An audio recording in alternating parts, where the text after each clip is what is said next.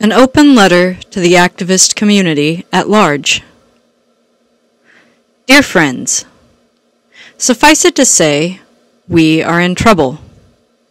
The most extreme among us have seized control of both ends of this tug-of-war rope and are currently investing themselves energetically and in reality in the business of gearing up for all-out civil war. They have once again chosen for their preferred playing field non-violent protest actions created by the other side, or failing that, those created by their own, or failing that, cultural events where the other side congregates, or failing that, wherever they happen to be. We have all witnessed the consequences over the last election cycle and in the fallout since the inauguration of Trump. And while violent white supremacist Nazis are certainly vile, sneaky, organization-infiltrating violent communists are equally vile. We really need no lesson on the villainy of Nazis, for we are not they. Rather, we have been subtly programmed to accept the methods of infiltration and subterfuge through the rebranding and appropriation of the term social justice.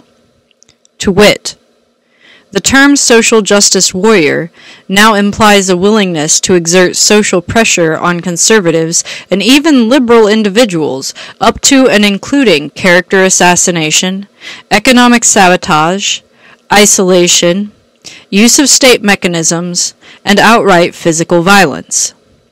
This is not good news, for this places the legacy of the genuine social justice movement in jeopardy.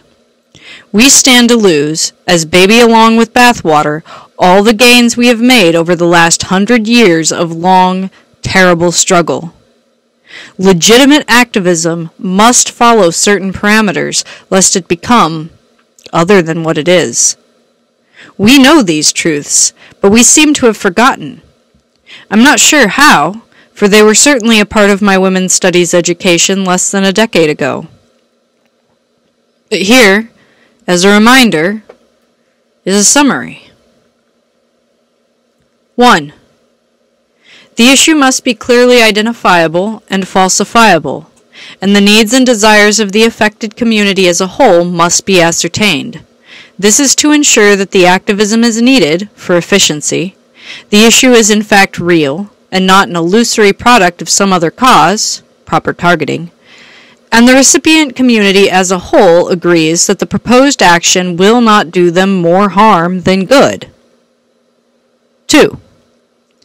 The action must not infringe upon the human or civil rights of anyone affected.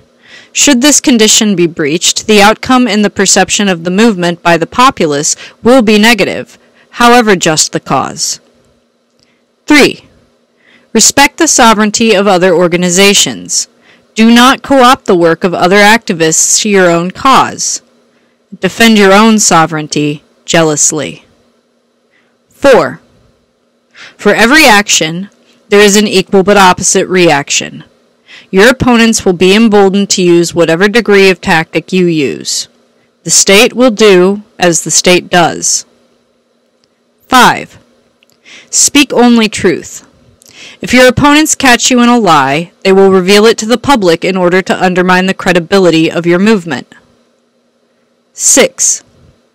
All the propaganda is propaganda, including your propaganda. Consider well your hyperbole, for some will take it as writ. Do not forget that you are engaging in a mutually created para-reality, and beware the echo chamber effect. 7.